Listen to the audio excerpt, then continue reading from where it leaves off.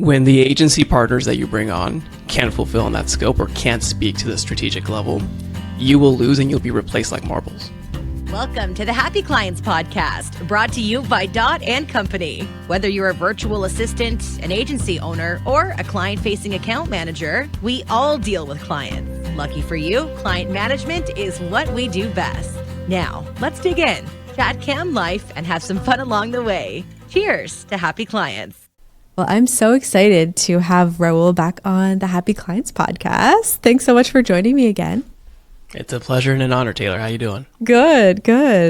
I'm excited to chat with you because not that I want to say you see behind the scenes, but you really do see behind the scenes of a lot of agencies and some big agencies as well. And I know 2025 was kind of this crazy year of a lot of things happening and ups and downs, but I really wanted to get your perspective because I value what you really bring to the table for all these agencies. But from your perspective, what's really been changing in the agency space right now? And what are clients looking for that maybe a few years ago wasn't even a thing? Right now, we're like in the post-scope era where what you scope out, you got to deliver on, but the scope has to actually match business outcomes. And you have to step outside, not scope creep, but you have to step outside of just doing the scope with the client. I'll tell you a couple of stories, but an interesting one of last week, good friend, she's more like an advisor to big brands and big companies, maybe 30 to 100 mil. So not mid-market, but just still smallish. Well, not small, but still compact enough to have an advisor. She hires agencies, and I also seen this in my space where I would work with a client or work with a team and then bring on different partners to execute different things. When the agency partners that you bring on can't fulfill in that scope or can't speak to the strategic level, you will lose and you'll be replaced like marbles. So this year has been, depending on your industry too, I've seen it from clients in real estate, clients in marketing and service, clients in video and enterprise. It's like a contraction. There was some sort of contraction that was happening. If it was like real or if it was mental, doesn't matter. Right now, the market is going through not a smalling in terms of market size, but like budgets are contracting. People are getting tighter and leaner, and they're making every dollar count or pay for itself. So those are two things that I think we can discuss around. You have to be a post-scope agency, just like look beyond the scope, build that real strategic relationship. And your services can't be just services that you do to fulfill and you call it a day. It actually has to produce a tangible outcome and output that is real and that people can feel or can measure. So how do you avoid the scope creep then if you're, I guess, always going above and beyond? I think this comes into the realm of like the line of work that you do a lot because it's all about the relationship and the rapport that you build. And sometimes, depending on the agency size, the owner doesn't want to have that relationship or can't because of the size of the clients with each client. But I think we're getting back to like that bespoke boutique agency size where 5, 20 people serving a portfolio of clients, but going deep per client within their realm of expertise. I'm not talking about throwing like the refrigerator and the kitchen sink into all your services, but just going deep in that relationship and being more of a strategic partner versus just like, hey, I'm here to do your paid ads. Hey, I'm here to build your website or your AI SEO. Like, right. That's great, but those are just things. It has to speak to a different narrative and a different story. And not everyone can do it, right? To be honest with you. Not everyone can speak at that level or command that level of authority. But I think it's something that it's being forced for the best agencies to do. So what does that look like? So within the agencies that you're working with, those that are actually doing a really good job of having these strategic partnerships with their clients, what does that look like? If an agency is listening and saying like, hey, I know I need to go deeper with my clients, but how does that look? Where do I even start? I would craft it in your client experience all the way from the sales call. Like, how are you performing the initial offer? One of the things that I like to do, and I can nerd out on this, is all the offers that you do, are a stance on your positioning and a stance on your expertise. Because not, and let me rephrase that. How we communicate is the epitome of everything that we do. How you dress is a communication style. How you make an offer is a communication style. What you offer is a communication style. So what you're offering actually should highlight the work that you're doing, even though it might be obvious that every agency might be doing the same thing, but the way that you polish it or showcase it is going to convey a different message. And also price is a huge point factor as well. But to really make it practical and down to earth, what's your initial offer? Like, are you still doing audits? Are you still doing free website builds? Are you still doing, like, what's your initial offer? It has to be in alignment to what your actual client wants, because they're either buying, right now, most of the clients are buying safety or they're buying certainty. Some rare are buying like expansion and growth. I think right now, like on the macro side, people are more like, I want to make sure that we're doing the right things with the resources that we have. Right. So it starts like, what's the initial offer that you have? How do you prepare your discovery call, your initial conversation? How do you make a proposal? How do you propose the work to be done? How do you provide paths to work with you? How do you onboard them? How often do you meet? What are the touch points? All those key micro touches say, I'm the strategic partner and the expert for you, or they don't say that. But it's not just a one and done thing. It's an ongoing relationship. Right. Like you said, you're not just going and doing SEO for this client. It's how are you generating them leads that are qualified and converting, and the reporting and everything stays the same. That's the beauty of this work, is that, I mean, you got to do the work, deliver, report it, and then talk about it. But the key thing is, how do you convey what you do? What's the relationship in the field like? Like right now, there's some agencies, even for myself, that I fired that say they're going to do these great things, who have great brand values and alignment, but they just don't deliver, which is ridiculous. But that's still a real thing in the market right now. Oh yeah. That deteriorate, no matter how nice your website and your branding and your brand values are and the team that you have, that doesn't matter. So you still have to do the same basic work, because that's the nice thing about agencies, like a wheel. Scope the work, do the work, measure the work, communicate the value. But it's also in that bridge, that small little nuanced bridge. I would say it's like 5% of the entire scope of what you're doing, of building that relationship with the team, the stakeholders, and the end client. And that seems like nothing, but it's those slight edges, in my opinion, that really make a dramatic difference, not only in your business, but in every aspect of life. It's the slightest edge that you have. I love that. And so when you're looking at the agencies that you're working with that are growing sustainably, especially in today's market, what do their offer stacks usually look like? Do you have examples of like what this slight edge could look and feel like in an agency? Yeah, so it depends if they're doing productized. Like one client that we finished up 18 months of working together. They were doing more of productized, very low ticket, high volume services. They were doing great, and they're doing great. But that depends. That's their niche, that's their market, that's their service. They productize the back end so that they can fulfill. So that's very tech heavy, and they're trying to deliver and go fast. But their positioning is also like the data that they have. Like they have probably some of the world's best data for that particular niche, which becomes a competitive advantage. So you're buying access to that data, and you're buying like a proven path to do something. So that's productized, low ticket, high volume. On the other side, when you're selling 100, 200, 300, 500K packages or deals, sales cycles are obviously longer. It's forcing you to do a relationship. So I'll give you another story. Client right now is offering like big dev, like not big dev, but like development that can take a long time, because you got to do change management in mid-market or enterprise clients who like to move nice and slow.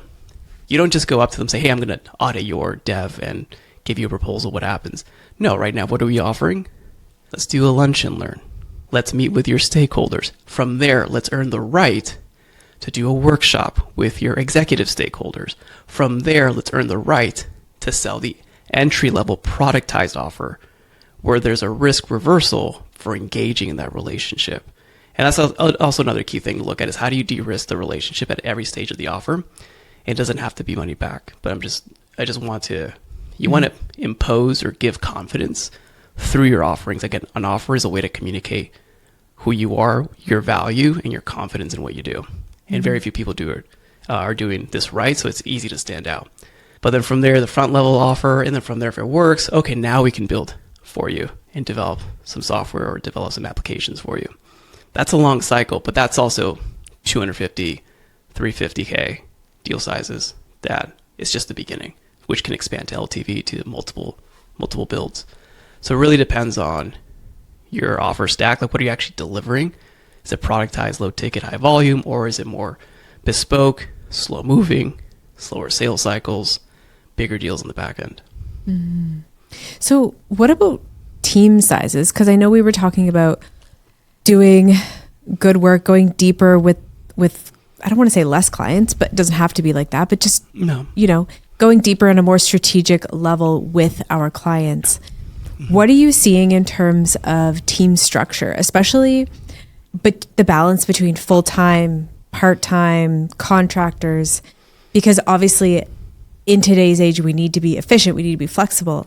What are you seeing within the agencies that you're working with?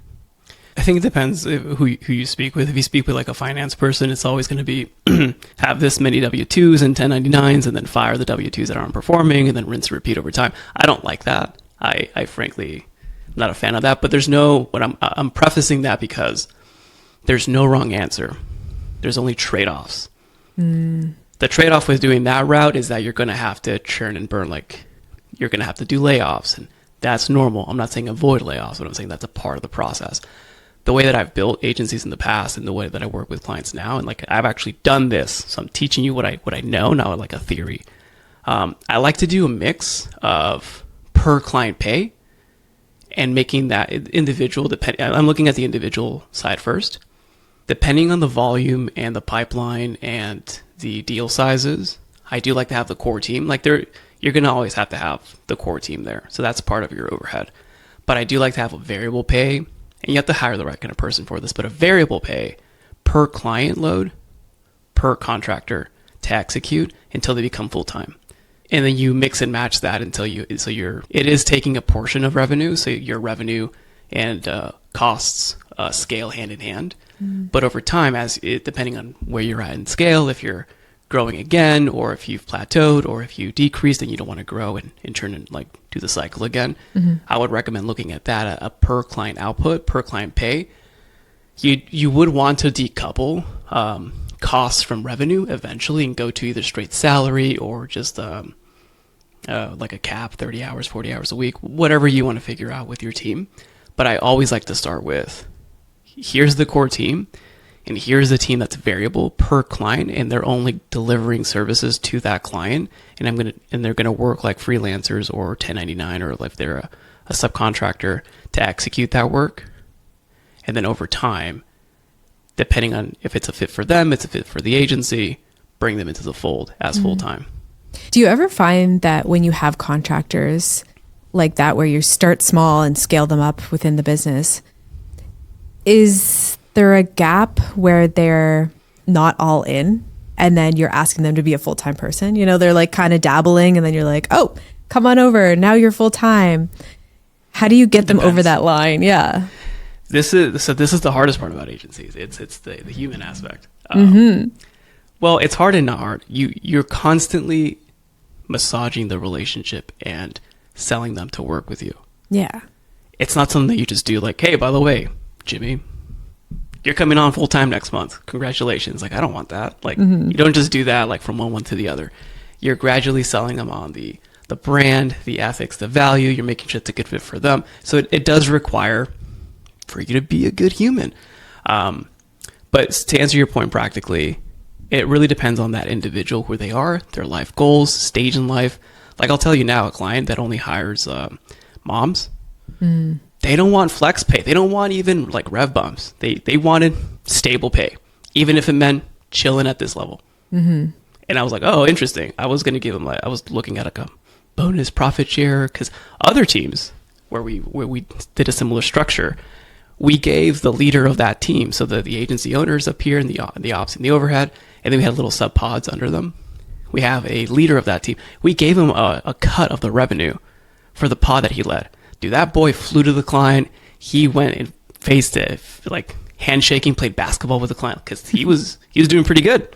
He was doing pretty good for a leader. That's what he wanted in his life. So it depends on who are you speaking to, what do they want, and how do you make it a win-win? A win for them, a win for you, win for the clients, win for the agency. Absolutely. We went through something similar as well, where when we were growing and scaling quickly, we were just bringing, people on as contractors. Some were full-time. We had our core team, and it was just kind of, as the business was growing, we were just figuring it out as we were going. And then we kind of hit this point where we were like, we want these people full-time with us. We want it to, we want it to be this full-time mentality and energy. And once we switched to that model, it seemed to work really well for us. But until we got to that point, the contractors made the most sense. But to your point, it never felt like they were contractors, because I think they were bought into what we were doing and how we were growing, and they were part of our culture. And it never really mattered whether they were part-time, full-time contractors. They were bought in. They were bought in. And you're right. I think it just depends on the culture and how you nurture that relationship and kind of make them part of your family. This is a little bit more ethereal, but it is also a differentiator in positioning. And I'm using this a lot with clients now because of AI and the way that they're used in the applications of it. But belief is a differentiator now. What you believe to be true around the work that you do, how you do the work, how you leverage this technology, the human aspect, that not only it's not going to close the deal. The deal is going to be closed by the offer and the work that you do. But it is a differentiator of talking to the right person at the company that you're closing the deal with. And more importantly, it's going to attract the right kind of team, to your point. That's one of the things that I think we're getting back to right now. It's just like your brand values, like actually living out those values and in the ethos of what you do. Absolutely. And I think we went through this phase of people could just go find a job wherever they wanted and could leave job every 9 months, 18 months, whatever. And now Dessert era's over, baby. Yeah. Now it's like, okay, I actually have to enjoy where I work and stay here and put some roots down. Yeah. And toughen up, baby. Yeah, I know. No, so the other thing too to keep in mind, and this is hard to swallow sometimes when I speak to, or either I'm doing a quarterly with a leadership team, like in person, or we're doing it virtually, or we're doing like a one-on-one. No one's going to care more than you, no matter what you do. And like when I was in-house working with the team, and we had like a ridiculous goal, like it was a pretty stressful goal we were trying to hit, but we put a bounty for the team, like a equally ridiculous bounty, like someone's salary bounty on top of like as a bonus. You think that would do it. Like, it doesn't do it. Like, money's only going to push so far. The carrot and the stick is only going to push so far.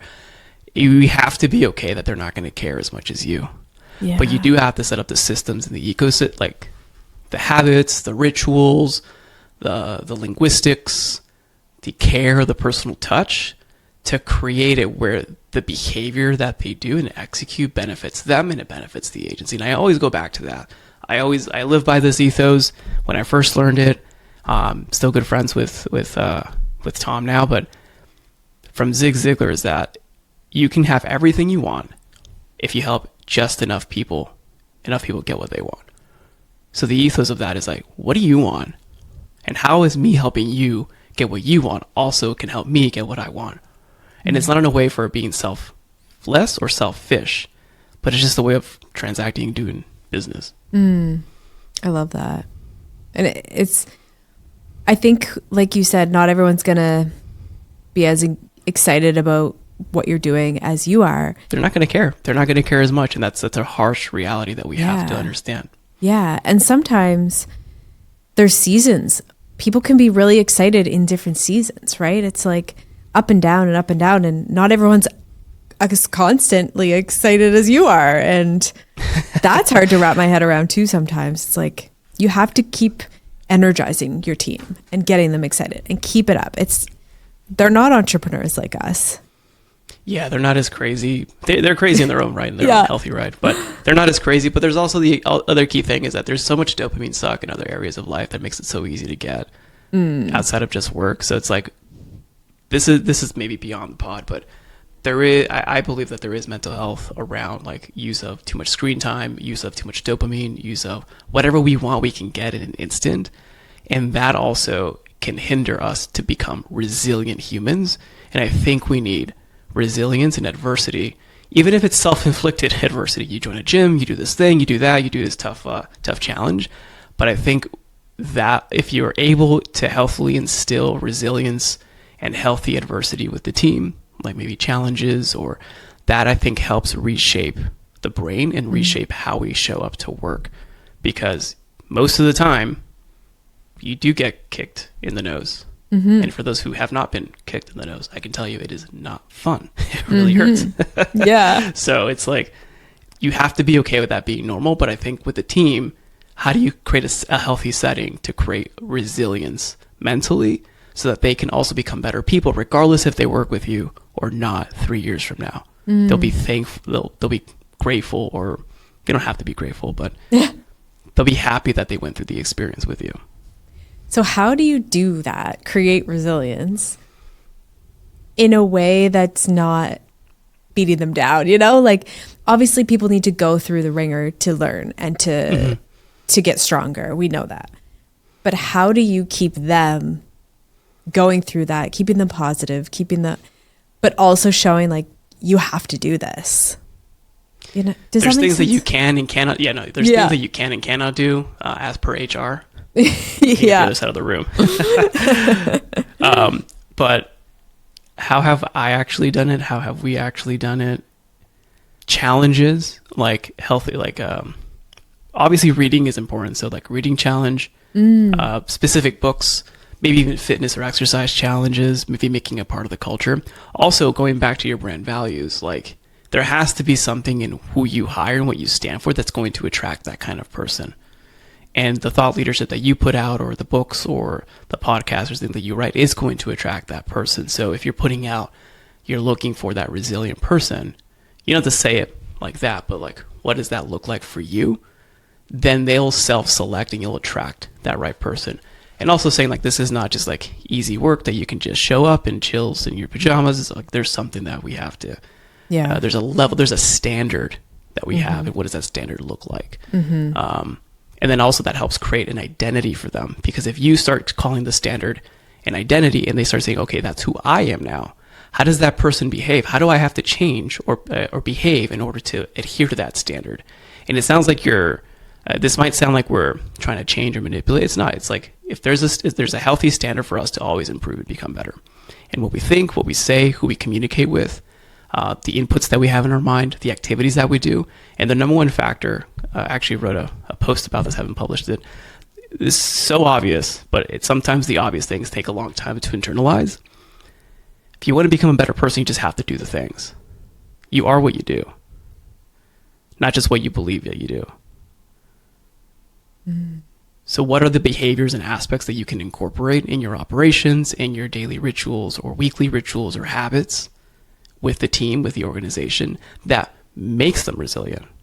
I feel like we need to do a whole other podcast just on resilience. It's a process. It's not a. It's not an SOP. That's for sure. Yeah. Yeah. So when agencies are obviously beyond hiring the right people and creating the right offer, what are you seeing in terms of operational mistakes that agencies are making that maybe could be avoided as they're growing and scaling? Oh man. Okay. So this one is this one's top of mind because did I have 2 arguments with it about it? I like to have healthy debates.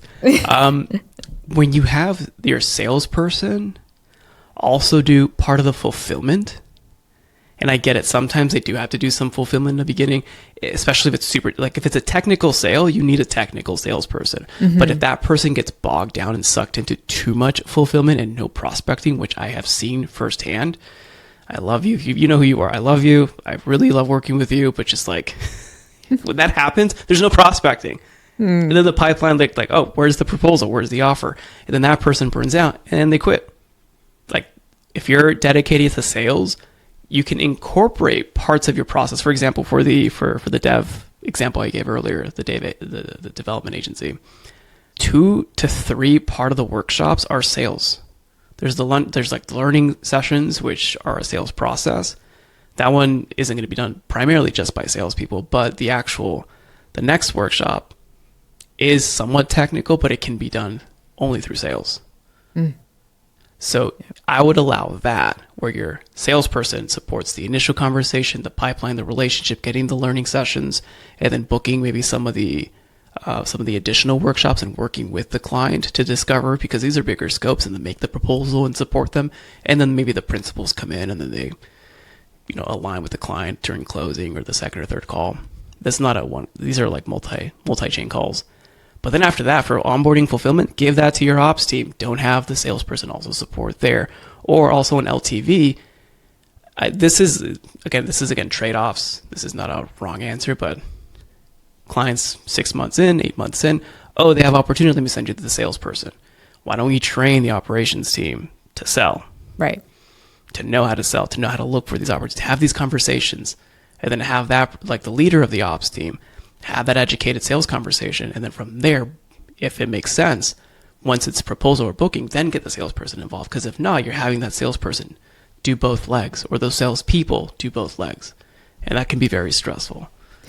And usually for agencies, even if they're larger, they only have like a handful, like 2 or 3 of those people, because they're not closing 1,000 clients a year. They're focusing on bespoke 20, 30, 50 high ticket clients, maybe 60 every year. Do you think that this happens because us agency owners are used to doing it all? So then we assume that our salesperson should just wear multiple hats, even though that's not the best. That's like an interesting dichotomy. Maybe I'm trying to think of like the mindset of the leaders, just to see what they're believing. It could be because like, I'm the salesperson and I can do it and I'm fulfillment. Because that's usually how an agency starts. You're good at sales. You're good at product. You somehow can do it all. Yeah. You expect other people to do it. Yeah. It could be. I honestly sometimes think that they believe that's how it should be. Like that person should be able to handle it. Right. Without actually knowing. Could be awareness thing, to be honest. Like maybe they don't know there's a better path. Right. Yeah. Because I did that for a while. Not only did I wear all the hats, but then I assumed other people should and could wear multiple hats at the same time. But truly, looking back, that was the least efficient thing. And it was not driving results because nobody was focused on what they were supposed to be focused on. And looking back, I wish I would have divided out the roles sooner. But I think for me as an entrepreneur, looking at the roles, thinking, oh, well, you can at least wear those 2 hats. I wore 10. I know, right? Like that's also the key thing. It's sometimes like, it's like managing teenagers or kids. It's like, you can do it, but like they're not there yet. Not to say that your team is not, like they're super competent. They're adults. They're experts. They're A players in their game, but it's like the earlier stages. They're not going to care as much as you, and they're also not you, which is why entrepreneurs are like a minority. There's entrepreneurialism, people who have that bug and that ability, but to actually go out and do it, I don't even know the statistic. I'm pretty sure it's like less than 5%. Wow. Yeah. I would believe so. I mean, if you think about it, like just running a marathon or like these sport, like it's 1% of a population, like crazy. That's a physical sport. Everyone has a body. I mean, just think about that. True. That's true. So if an agency owner, if they're feeling like their operations are messy and they're not ready to scale this year, where should they start? As you're coaching agencies, what do you start with? Like, what do you break apart and try and fix or improve so that they can scale? That's a good start. We always focus on current pipeline and revamping proposals and revamping offers, because usually they're sending 7 to 8 Word documents, like pages of a Word doc with text. Here's what I'm going to do for you. I'm like, no, it's not going to work. How do we make it 3 or less and give them options to work with you? We always look at increasing pricing, not because we have to, but because sometimes your pricing dictates your value, and sometimes these prices are like ridiculous. Like there was an agency that it's just either they have been or they just got fired from a team because they priced too low and they couldn't scope the enough talent to fulfill for the client, and that makes the agency look bad. They couldn't deliver to the client, but they were pricing like the safe. I think it was like $6,000 a month. like a safe space. Like, okay, that makes sense. You won the deal, but you can't fulfill the work because you don't have the team to execute. So I always look at pipeline sales. I audit operations, review some financials depending on where they're at, to see the profitability of the tasking, to make sure that they can grow effectively or sustainably, not just grow for growth's sake. I'm never a fan of that.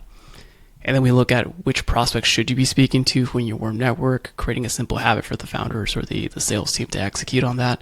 I do use some AI, either Clay or any of the APIs to figure out specifically who to talk to, who to reach out to, why to reach out to them based on real, tangible data, not just here's a list I pulled from Apollo.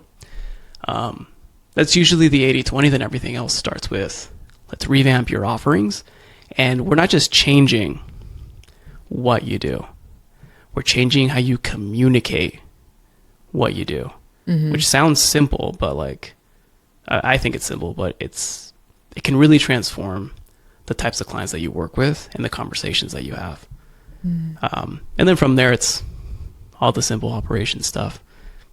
Do you have the productized service? How do you systemize this? Who should you hire? Who should you talk to? Talk to Taylor. That's why you see a lot of intros in your inbox. But usually I always start with sales and then I move into operations in the back. It's interesting because most people I speak with don't start with sales first. Sales is everything. Yeah. So tell me more about sales and where leads are coming from this year, because I think over the last few years we've seen it ourselves. You were able to get leads cheap using Meta. Those were the fun days. You know, like things have changed significantly in the last 12 to 18 months. But as you're coaching agencies, where should they be spending their time to get quality leads in their door? You're not going to like this answer, but it's the slow game now. It's always been the slow game. It's the network. Well, let's start with the two channels are going to be network and inbound. The content that you're doing now, higher end, this is king. This is going to be more important than ever because there's the narrative and people want to date before they actually get on a call with you. Not just to know that you're legit, but do I believe the same things that you believe in? What's the mission you're doing? Why should I care? Why should I join you? What's the energy? Do you have a center of gravity?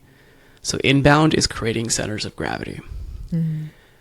The other one, this one, in terms of either warm or cold outreach still works. I don't do it at scale. I don't do the 1,000. Yeah, well, actually, one of my clients did the 2,000, and we sent like 100. They still got meetings. Like cold outreach works if you have a good offer, it's a good industry, and your copy doesn't suck. It still works. But I prefer warm outreach or cold outreach that feels like warm outreach. Because everyone who's in your warm network used to be in your cold network. Just remember that. Most of the best relationships I have started from me poking them on a DM and just like, hey, what's up? Interesting. And then there you go. So how do you do that effectively? I worked with an enterprise client, and I'll tell you what we did with them. They had specific lists that they wanted to go after, but for right now, look at your current accounts. Like, which accounts do you want to break into or you want to build a deeper relationship with? Also, map your entire CRM. Download it as a CSV. I don't care what you need to do. Sometimes the CRMs that we have are so overloaded for what you don't need a super fancy CRM sometimes if you want to make sales. Because sometimes it takes more work to manage it than to actually pull the money out of the CRM. Look at the contacts that you have, your warm network, referral partners, anyone who could be a strategic relationship, either a co-marketing partner or they know people at the accounts that you want to build a relationship with. And then I would do a business case per account. It's like, why do you want to reach out to that account, that specific business? What are they going through right now? What is the CEO going through, the CMO, the COO? Like, what happened in the market? What can you measure? Use deep research for that. Does it feel like it's going to be a lot of work? Yeah, it's a lot of pre-research work. There's 3 prongs to the approach: your customer segments, your business case to go to market, and your unique way to reach them. And also the unique offers that you have to reach them. Because if you just say, hey, I'm going to do an audit, everyone else is doing an audit. No one cares. No one cares about your audit. It has to be some sort of valuable, unique mechanism to reach and go to market. So that's a 3-part approach. But when you're building those lists, there's like 12 different ways to build the lists. but it's warm accounts that you want to break into, your current CRM, your LinkedIn network, people that you've been on the podcast with or that have been on your podcast who have co-networked. And then from there, you look into what are the top 20 accounts we should work this quarter? How are we going to work them? And then you make your game plan and you take action and you start building relationship with the right stakeholders and you make your entry-level offers depending on what you're doing. Now, if you're selling high volume, low ticket, you can still do paid ads. I ran some paid ads this year. I mean, they're still cheap. If you do it right, and I hired an agency to run some ads for me, like they crushed. They didn't convert on some of the back end. That's offer issue, and as well as people are slower than they were in the past to convert. They didn't convert as well as I wanted to, but paid ads still works. The simple VSL, discovery, the simple educational funnel, they're 3-step funnels. You wouldn't be doing like a launch, like an info product, but like a 3-part educational series with an offer at the end and some email marketing still works. Newsletters still work. So it just depends. Who are you going after? What's your pricing? What's your network mix? What stage are you in? What's your level of maturity? And what's your need? Like, are you super desperate for deals or are you able to play the slow game? I recommend the slow game. Mm-hmm. So what are you recommending that agency owners are producing a lot of their own content this year, or what's kind of the play in terms of getting in front of these people? I wouldn't say just content for content's sake, because I think there's more AI content produced now than there is real human content. It has to be content that drives a narrative forward that is relevant to something visceral in the market. For example, this hasn't been super visceral yet, but we're going to. And I'm not saying that an agency is going to do this, but if you do, take this and run with it. Human-made versus AI-made. Just how we had US-made versus outsourced. I mean, if you're seeing that in the US, like, this is the next move. It's going to be 100% by humans. Not that you have to do 100% by humans. I'm just giving you a narrative and a position. Like, what's the visceral thing that's happening right now in culture? What's happening, and we don't have to get political, what is happening politically, geopolitically, what is happening microeconomically, macroeconomically. What's the mission that you're doing? You're delivering service, but who cares? My first mentor, if he would call himself that, he built the first $1 billion integrated marketing agency in the world. Obviously they went public, but he would always say, and I'm not going to curse on this pod, but he would say, who freaking cares? Anything that you say, who cares? Tough question. Because then you really have to dive into, why should you care about this? Yeah. What's the bigger center of gravity that you're building? Oh, I'm going to teach you how to dev your website. No one cares. What's the deeper thing? What's the bigger mission? Could be tangential, could be something that's in your personal life.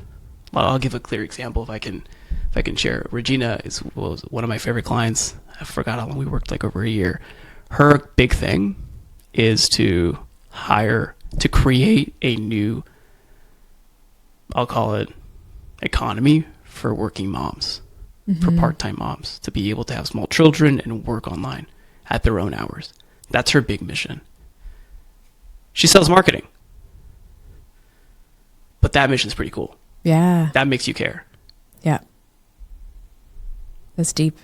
I met Regina through you, actually. She's amazing. Yeah, she's good. Yeah. So let's kind of talk about where do you see agencies getting the biggest strategic advantage over the next year?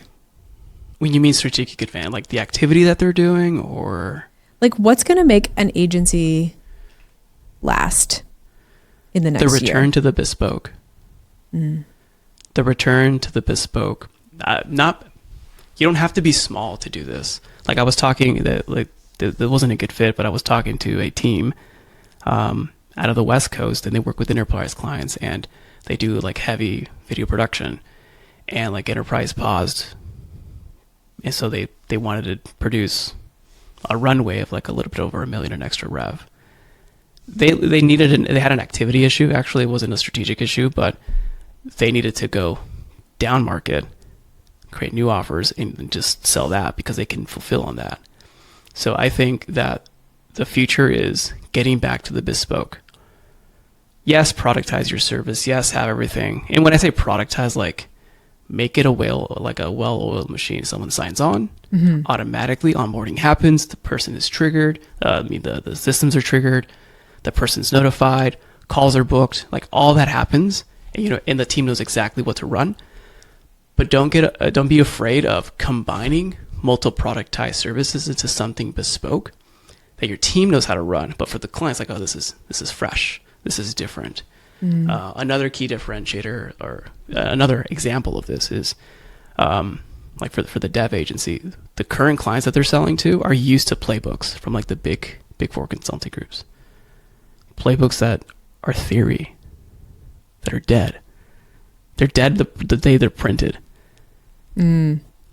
So they're focusing on, they're not saying we're at the anti-playbook, but they're focusing on saying, playbooks aren't working and showing market data how it doesn't work.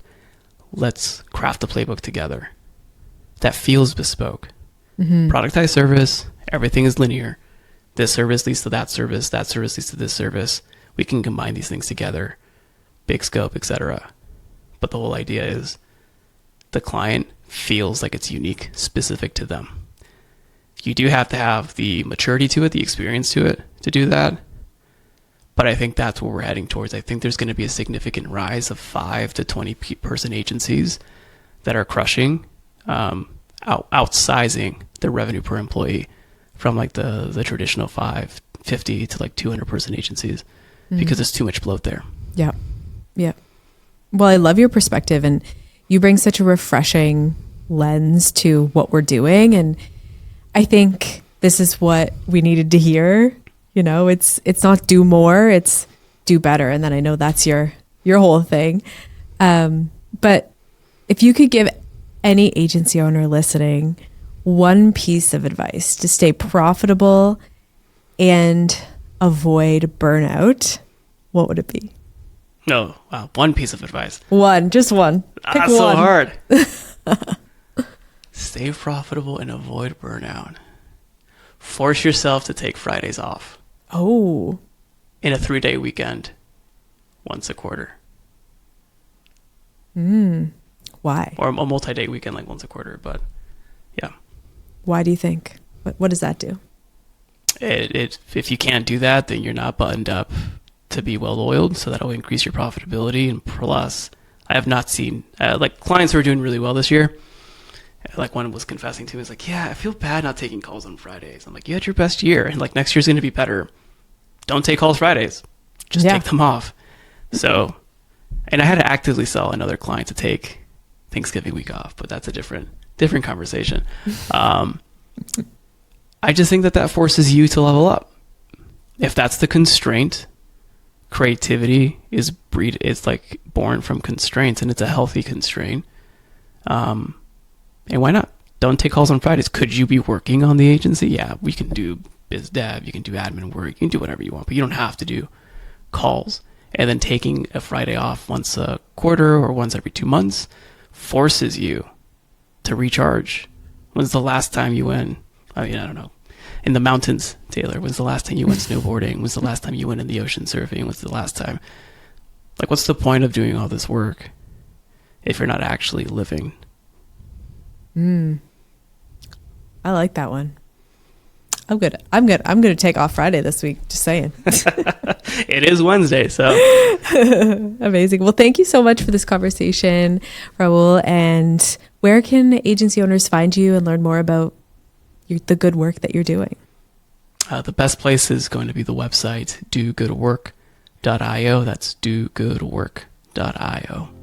Amazing. Well, thank you so much for another great conversation. And thank you all for tuning in to the show. And we'll see you on the next episode.